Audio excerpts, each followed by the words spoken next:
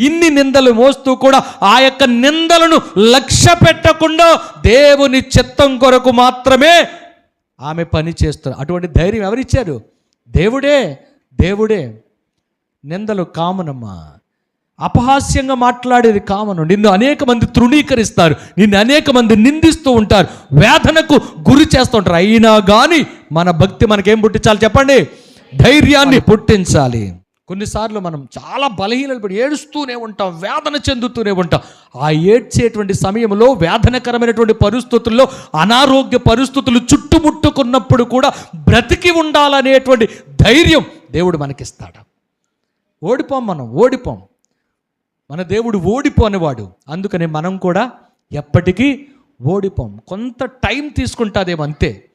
కొంత ఎదగడానికి కొంచెం టైం తీసుకుంటాదేమో, నీ వ్యాధి పోవటానికి కొంచెం టైం తీసుకుంటాదేమో, నీ యొక్క నిందలు తీసివేయబడడానికి కొంచెం టైం పడుతుందేమో, కానీ దేవుడు మాత్రం నమ్మదగినవాడు. కుటుంబం అంతా ఒక్కసారే గల్లంత అయిపోయి పిల్లలందరూ కూడా చనిపోయినప్పుడు ఎంత ధైర్యంగా బ్రతికాడండి నిజంగా.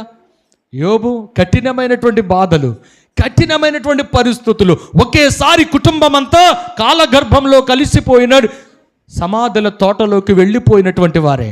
కానీ ఆ రోజు కూడా అంత ధైర్యంగా నిలబడ్డాడంటే దేవుడు నాకు మేలు చేస్తాడు. రోజు ఏదైతే మన దగ్గర ఉందో అదే మనకు అవసరమై ఉన్నది. కొద్ది కాలమే శ్రమలు, కొద్ది కాలమే బాధలు, కొద్ది కాలమే అవమానం, కొద్ది కాలమే. కానీ దేవుడు మన పట్ల ఇచ్చినటువంటి నిరీక్షణ గొప్పది. దేవుని యందు భయభక్తులు కలిగి ఉన్నటువంటి పరిస్థితులు గొప్పవి. యోబు తన కుటుంబాన్నంతటిని పోగొట్టుకున్నప్పటికీ కూడా, కుటుంబ సభ్యులందరూ కూడా హఠాత్తుగా మరణమైనప్పటికీ కూడా, దేవుని సన్నిధిలో భరించలేనటువంటి బాధ ఉన్నప్పటికీ కూడా ధైర్యముగా నిలిపింది తన భక్తే.